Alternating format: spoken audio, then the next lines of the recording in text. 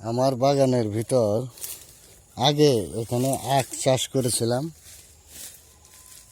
তো তখন থেকেই দু একটি আখ ছিল, সেখান থেকেই এই আখগুলি প্রতি বছরই এমনি এমনি হয় এবং এখান থেকে খাওয়ার কাজটা চলে যায় আর কি।